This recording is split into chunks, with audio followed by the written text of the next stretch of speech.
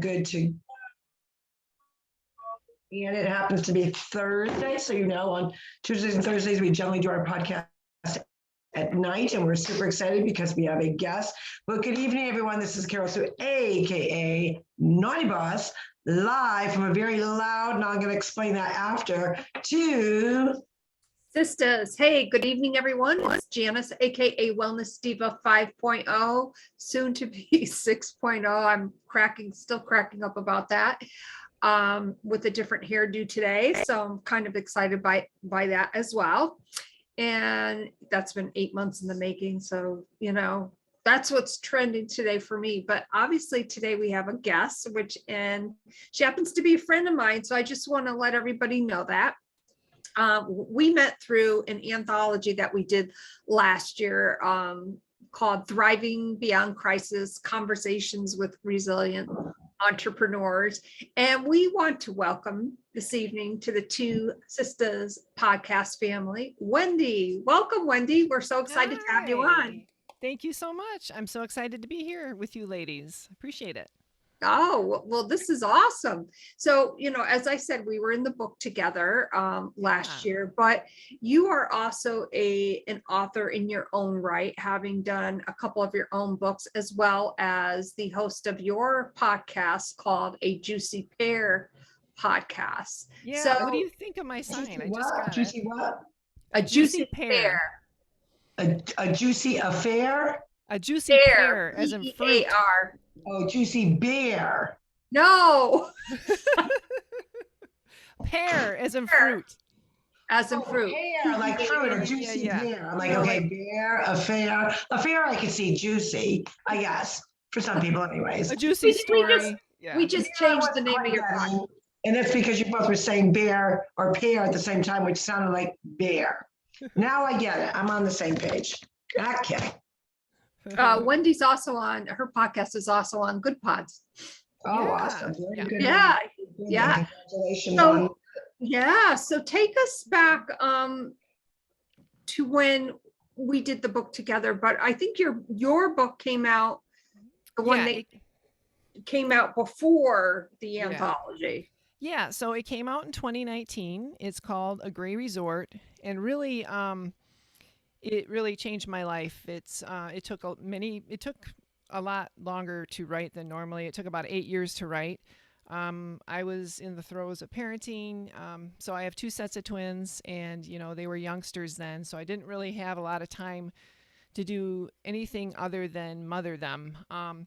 So writing was always kind of an escape for me. Even when I was a young girl, I liked to do a lot more poetry and short stories and things.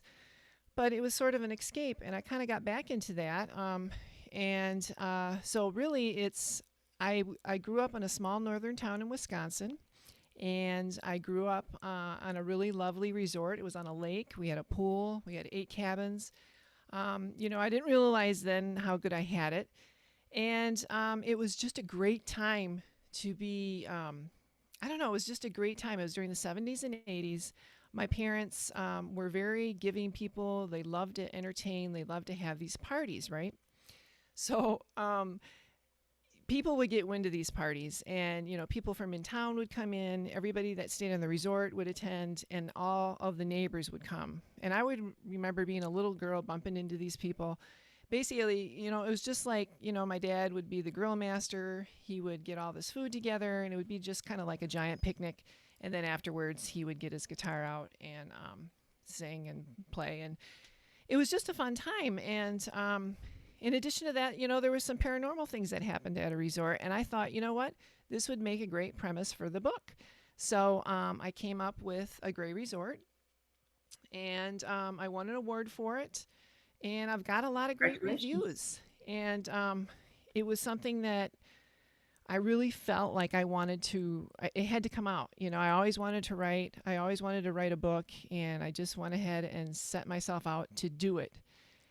It wasn't easy, and I did run into some stumbling blocks along the way, of course, but I managed to do it. And so I've got sort of a small following. People really, really liked it. They really received it well. They're like, oh, I thought this was a book about fishing. I picked it up. A couple of guys said that. And, you know, I was reading the book and it was really hard for me to put down. It's something I've never, you know, read a book like this before. And that's what I was going for.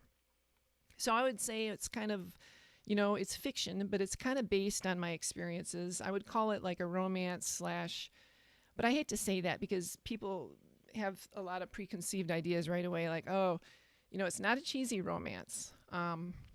I purposely I made it different. I wanted to, you know, have people pick up the book and not want to put it down. So I kind of went into that with that mindset. That's such a great, goal to reach and achieve, because I think a lot of people aspire to do that in their writing. And, you know, maybe that's not necessarily their niche. And for you, it was, and that's why it worked.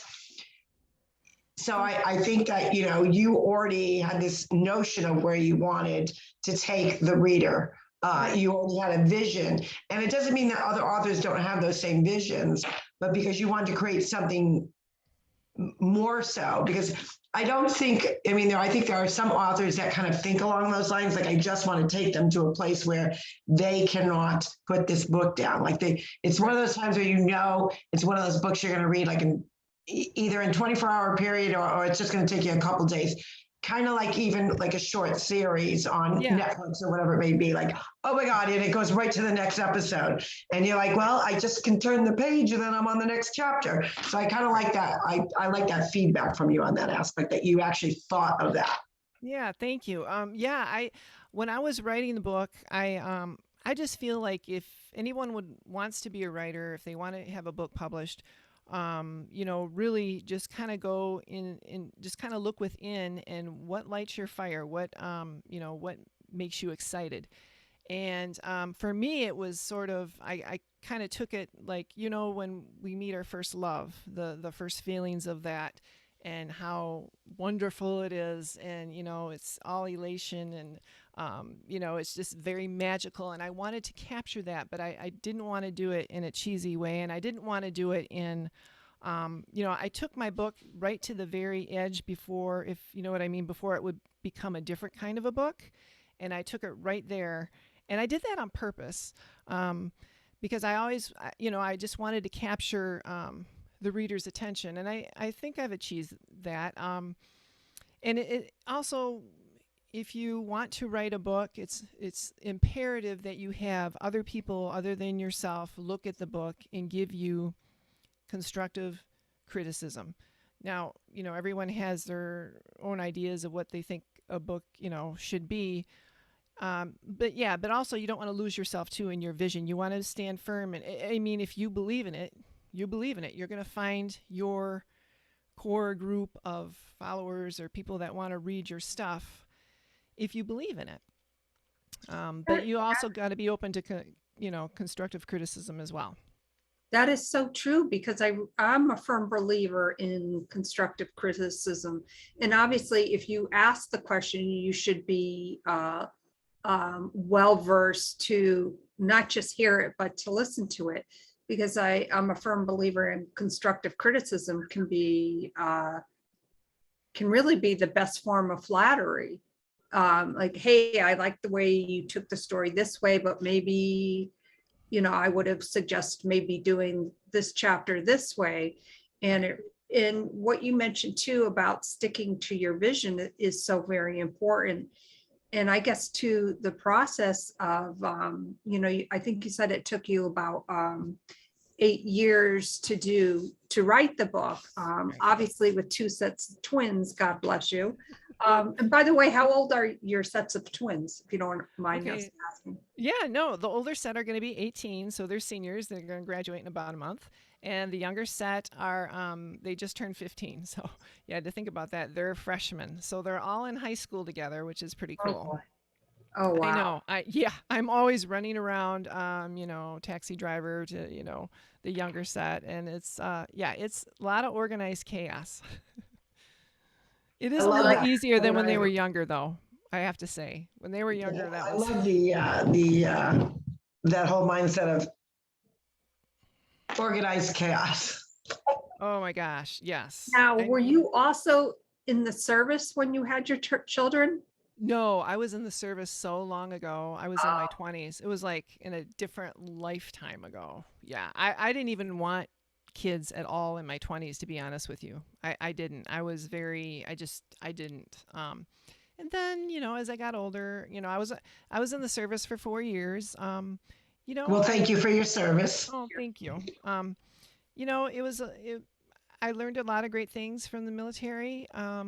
But I didn't, they wanted me to reenlist and it was just, I was done after 4. I was like, I'm out of here. I'm good.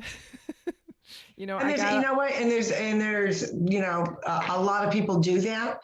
For a lot of people, it's a pivotal moment of maybe reevaluating what they want. Some obviously go into that career, for college or direction, or want to do officers candidate school or see a long-term commitment.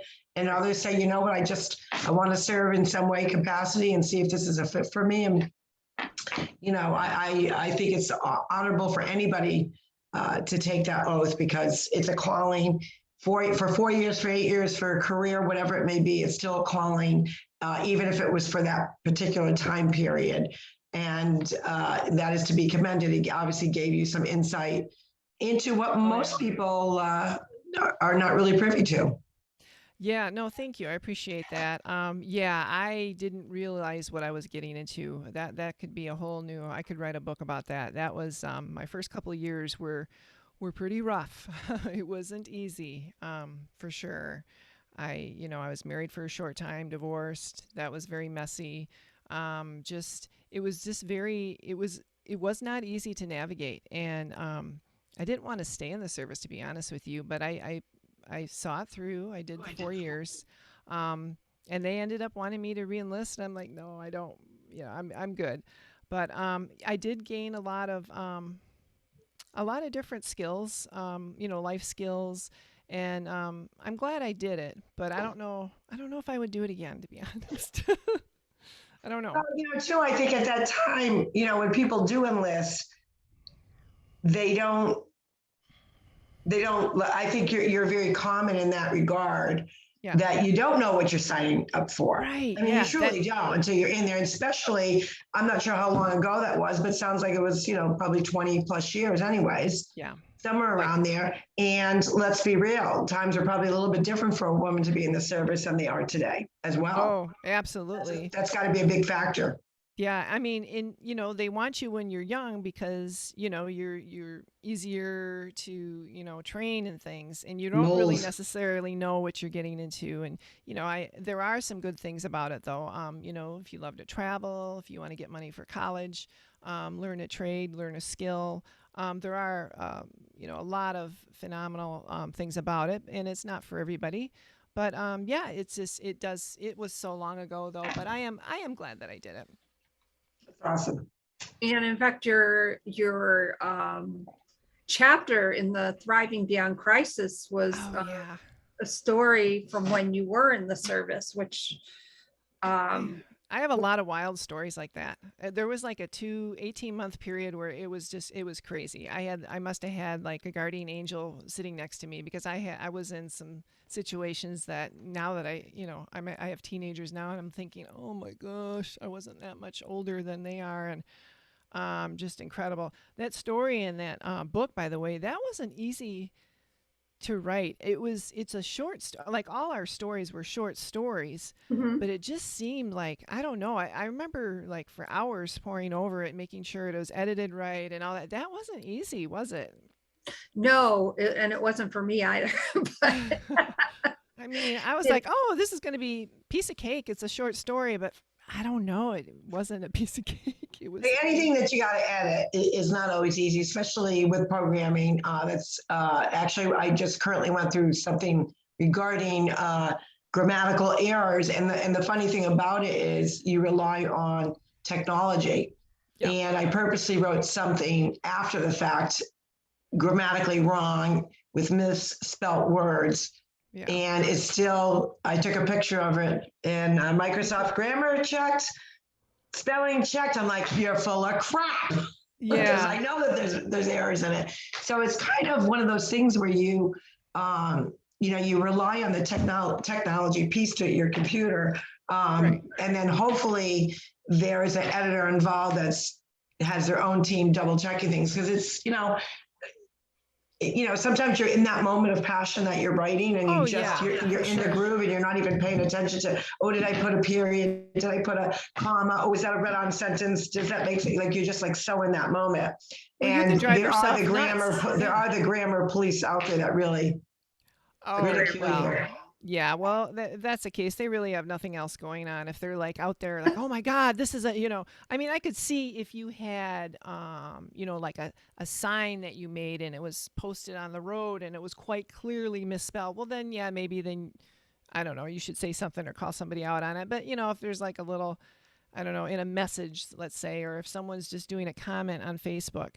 Now, I really pay attention to what I write on Facebook because I'm an author and I don't want somebody. I actually did have someone come at me. That was grammar. That was an error there. I'm like, and it was true. It was. I'm like, well, I'm human. I make mistakes. But yeah, I'm very. Mine was an email. Mine was actually an email, and a lot of times if I'm responding to an email, and I'm out and about on the road or whatever, I'm responding on the cell phone. So I'm creating an email right on the cell phone. And sometimes I'm like, I try to maybe save it as a draft so I get to the computer so I can double check it. Well, in this case, I hit the send button. I'm like, oops, oh well. And I just did it, it was months ago, so I didn't even think about it. But it turned out to end up being a public record. So kudos to those grammar police out there. Oh gosh, yes. Gotta love them though. If that's what makes them tick, then okay. Well, that's the one thing that I don't like about technology as far as, spell check goes, because, like if the word out, OUT was supposed to be hour, it's not going to catch that. That's why I always say, it doesn't catch everything. Right. Yeah. Doesn't catch everything. I think Carol still froze up a little bit. And so we'll continue the conversation. And I know that she was having some issues yesterday with the internet service. So Wendy, when you started a Juicy Pear podcast, I know how, for instance, Carol Sue and I started the podcast. It was like, right before in the midst of the pandemic. Oh, and we lost her. So I'm sure she's going to sign back on. Okay.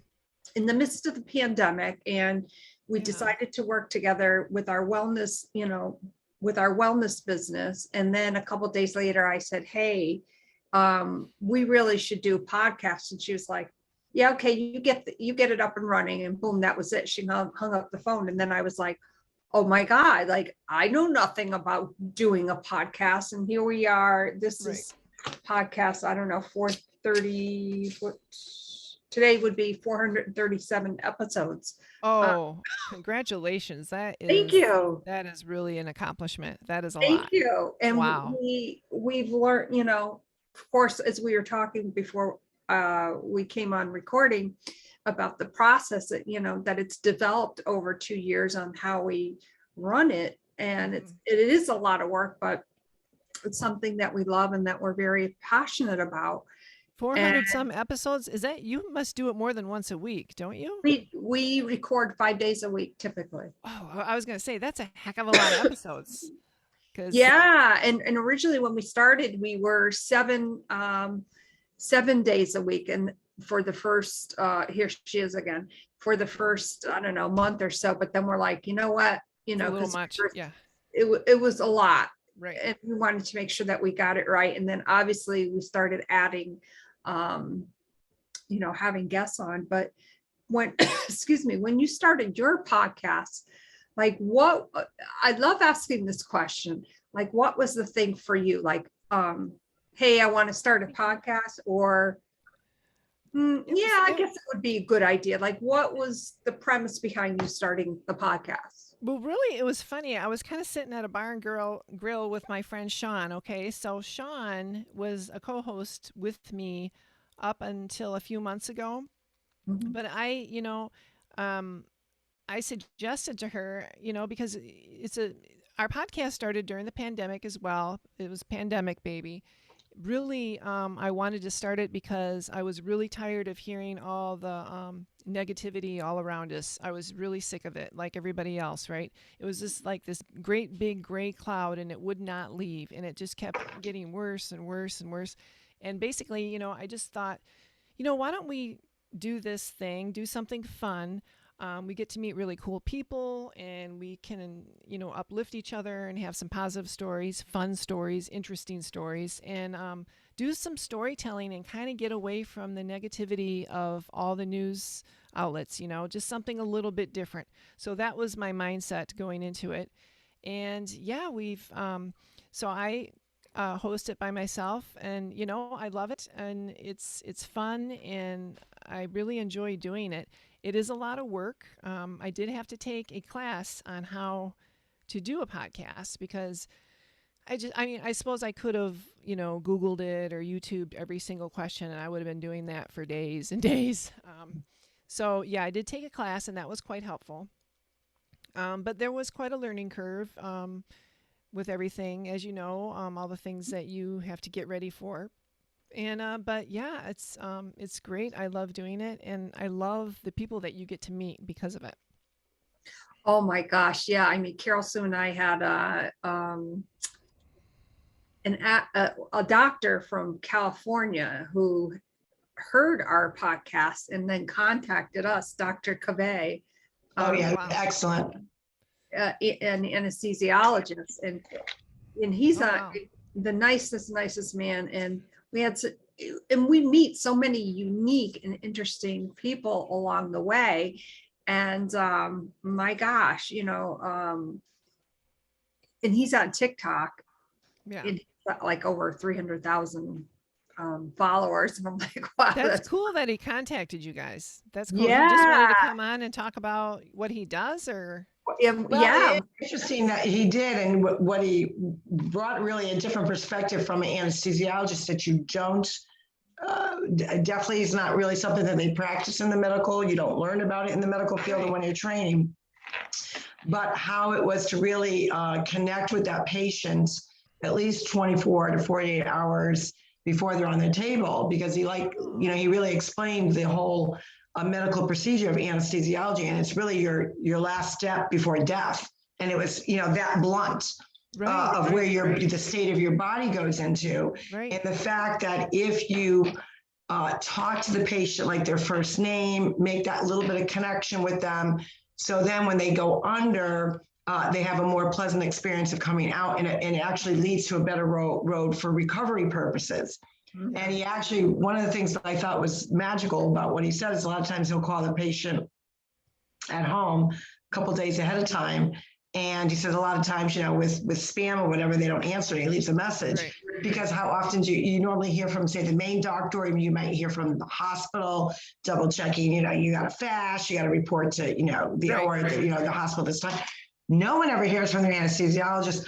So it was quite an interesting and just way of really about the healing process after the fact, instead of saying, patient, 104, making it so, medical, where there's no personal touch to it. So it really was, don't you think, Jen, it was just definitely a different insight that I would have ever thought of, because I'm one of those that is not a good patient. Like I stress out. Oh, I stress out about that too, especially when you go under, because it is. Am I going to get up? Like, am I going to wake up? And then, where you're not in control. You're not in Yeah. control. Someone else is. Yeah. Right. And from a standpoint of like a sterile atmosphere, obviously you have to be in a sterile atmosphere when you're in the OR, but from the communication aspect of and it, the mindset, fascinating. And it was a great conversation. And you've had, like you said, today you had a great conversation with someone about paranormal activity. And I can't wait till you get that one up and running. That'll be very fascinating to listen to. Yeah, I mean, I love having creatives of all kinds on the show, musicians, authors, artists, actors, healers, psychics, ghost hunters. I kind of love the paranormal thing, people who have overcome obstacles. Yeah, I've had a wide variety of different people on, and people can just kind of cherry pick what episode they, that resonates with them. But yeah, I had a couple on that had a UFO experience, they like to call it. That is a fantastic episode. They were all over. They're on YouTube. They were on America's Unsolved Mystery. A whole bunch of different things because they were involved in a UFO. They don't like to say they were abducted. They like to call it like a UFO experience, but it's called the Berkshire UFOs. Yeah, yeah, but it was like they were part of like hundreds of people. What's that? Beam me up, Scotty. Yeah. I mean, it was a fascinating. That would have freaked me out. Yeah, and they talked about it, what happened to them, and it wasn't just them. It was like hundreds of people that this happened to. If you Google Berkshire UFOs, you'll know what I'm talking about. I don't know. Should I? Yeah. This stuff freaks me out. Berkshire UFOs. It happened in, I think it was 1969. A bunch of people had seen some things in the sky that just. And why is it? Is it Berkshire or Berkshire? Berkshire, Berkshire.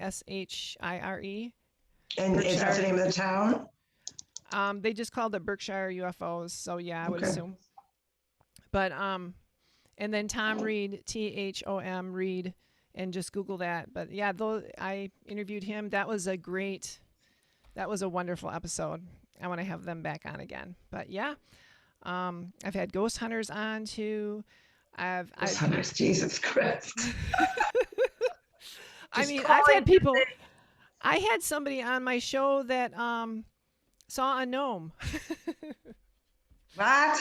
Yeah. She was out of the UK. She saw fairies and stuff. That was a great episode as well. Yeah.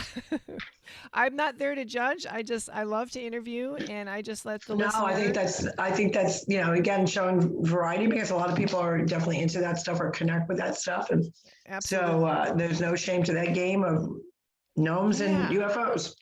Yeah, I mean, it's very interesting what people have experienced, and I love to get, I love storytelling. I like getting their story out there, and you learn something with each guest. Don't you find that to be true? I mean, every guest I have, I've kind of learned something that, it's very fun. Yeah, we've had, I'm thinking of one guest that we've had on a couple times, and she's been on our 250th, and then we had I think we did a 350th. I can't remember. We've done so many. But anyways, she's kind of, do you know who I'm talking about? She kind of, I don't want to say shy, but on the quieter side. But she likes to start out with telling a joke. And actually, a lot of people, thought, almost, I would say dry, like a dry sense of humor and dryness to her. She's very like on point at what she's talking about. And then all of a sudden she starts getting, she ends her podcast, or she ends her conversations with a joke, and they're either filthy or funny as hell. I mean, they're just funny. Oh. And you wouldn't expect that she would be telling the joke. She's a little eccentric, it sounds. She's such a joy. She's got a lot of wisdom, a lot of character, in a very on point way. And then it's like she's quiet, but she's not quiet. And then she comes out with this zinger joke, and you're not expecting it. Like the first time she told us a joke, I think our mouths dropped. We're like, did she just say that? Did she just say that? Yeah. So kind of on that lines, and you've described some of your guests, like what, and I'm interested to hear this, what is your maybe most memorable event, or maybe something that you learned, like going into a podcast, like maybe a certain subject or a certain guest that had a very unique experience? Wow. It's hard to say because I've had a lot of different guests on. I had one guest on that talked about his suicide attempt and what led up to it, and that was that was very poignant, and I learned, it was very, I couldn't believe he just told me everything, and I couldn't believe it. And I'm like, he goes, "Can I say this?" I said, "Yeah, I want people to, know your story and maybe learn from it and maybe prevent someone from doing something like that, and I wanted it, to be helpful for people." So, I learned a lot from that episode. With this job, it takes a lot of twists and turns. Sometimes you don't even know where the conversation's going to go, and you're like, "Oh wow, okay," it's what makes it fun. Oh, for sure. And I think, the key piece too is always making sure that you're open to learning, whether it's something that you didn't know, different perspective. I love all that. But we've had a few guests where there may have been even verbiage that I was floored that came out. Yeah, I normally don't get floored over that, but we recently had one, and I was like, "Oh God!" One of our last guests, and it just. She blurted out something to do in the morning with women. Do you remember? Oh yeah, and she said a word that on air that was okay. Well, I think you can do that. You just mark it as explicit when you're putting it on the directories. But yeah. Yeah, and I'm not even sure that. Well, I guess you could say it was explicit. I mean, I wouldn't necessarily think it was explicit. But when you're not expecting that to come out. Had a zinger. I was like, whoa, okay. I think our expression kind of caught it anyways, because we were like, I was watching the and we're like, oh, okay. Oh, okay, now I'm going to have to watch this. Which episode is this? Well, you can tell me off. Yeah, we'll tell you. Okay. And again, there wasn't really, I mean, from her perspective and what she was talking about, there wasn't anything necessarily wrong. It was just, right. We weren't expecting that. And I'm sure, because I had a couple of listeners message me and like, wow. I'm like, yeah, shit happens. Yeah. Well, all your episodes are live, right? So it's not like you can edit it. Yeah, okay. they are live. And like I said, it wasn't bad. It was just, right. The unexpected that you weren't expecting. And for some people, it might be a little uncomfortable, kind of an uncomfortable subject, or more of a, that's a private conversation. I wouldn't necessarily have that on air. Somebody may feel that, but we're proud that our podcasts are, we go with the flow of whatever is being chatted about. It's entertaining, Yeah, absolutely. And I think part of the, what makes it raw and real is, even as being the ones that are putting on the podcast, that we too can be shocked and surprised. And I think that's always a good thing. And, we've always said, and I remember our first summer when we were doing the podcast, with everything going on in the world at that time. And we had one live podcast. Now, obviously I'm usually at the controls, and I was upstairs actually doing the podcast, and I was trying to keep up with the messages. And I'm like, okay, we have a message from so-and-so, and they say this. And this, I will say that, and I know you know who I'm talking about, but that person was very controversial. And I don't care that somebody is controversial or disagrees with us, but I always say, disagree with the utmost respect, right. Keep it clean, whatever. And, if there's a sidebar to it, if you feel you need to pull one of us aside or off camera, whatever, then tell us. But it really was, I think, we've learned so much by podcasting is what I'm trying to get at. Sure. Oh, yeah. You learn to navigate. I think when you're postured in the message and you're postured in the passion, the desire to impact others, you just naturally go with the flow of, the derailments of here and there, and that's life. I mean, learn how to pivot. Yeah, in a different direction if need be. Yeah, and sometimes you have to do that, as I'm sure you are very well attuned to when doing a live podcast. You just sometimes have to. Right. Okay, so. Yeah. moving on. Right. Yeah. There's just some things you want to stay away from for sure. Yeah. Yeah. Oh, absolutely.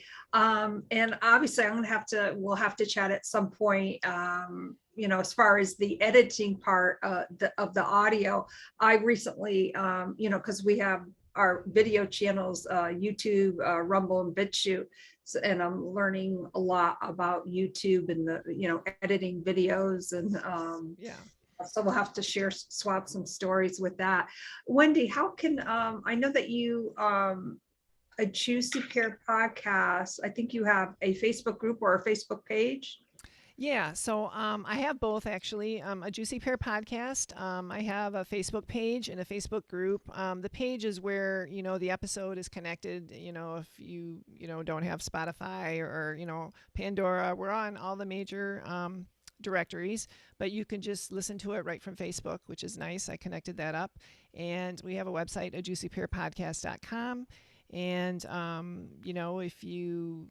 if someone wants to get on my show or think they would be a great fit, or if they've had, like a UFO or any sort of paranormal encounter experience, they can email me as well. Kok Wendy 769@gmail.com.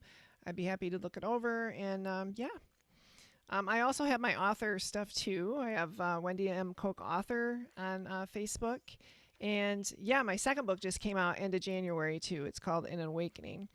And Oh, that's right. yeah, so that one's got the crow on it.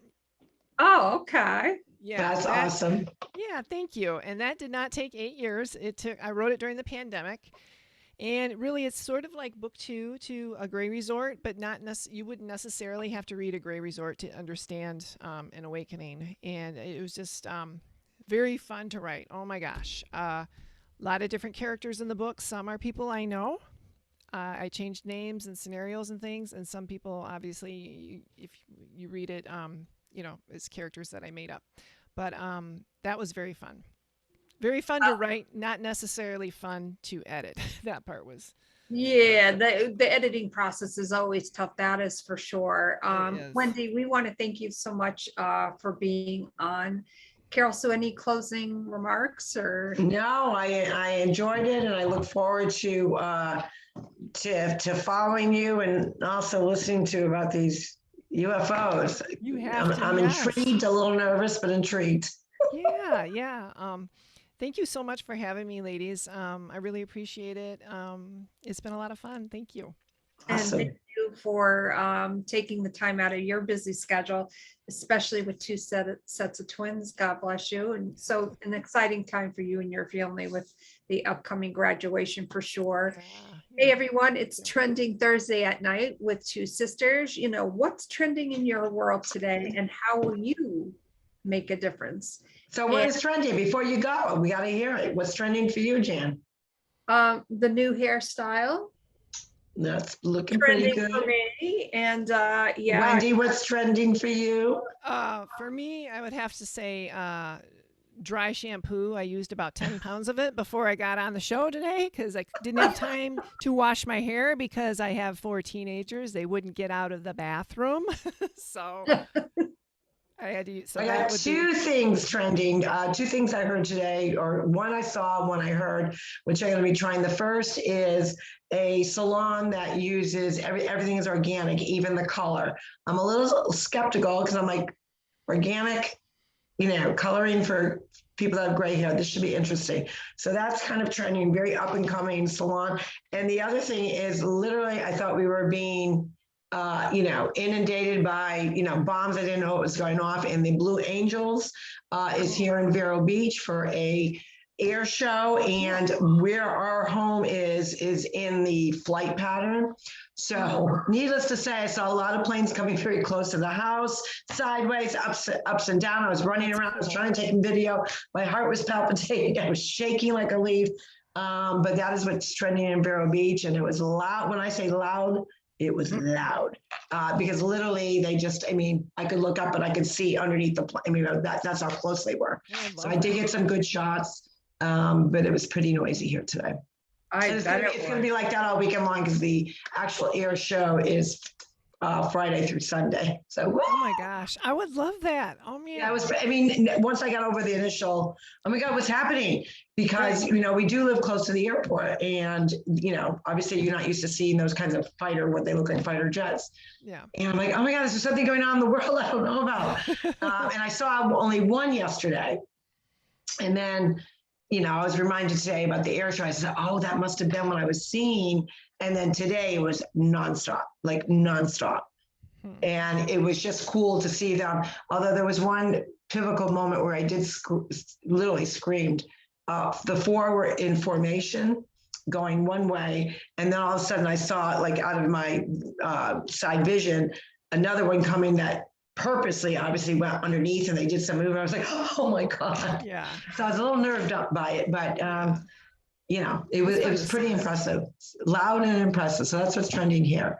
But with that, we want to thank you, Wendy, for coming on. We look forward to following up with you, having you as a guest again, and also double checking some of these different UFO things. I'm really excited about that. But this is Carol Sue, aka Naughty Boss, live with TwoSistas. Hey everyone, it's Janis, aka Wellness Diva 5.0.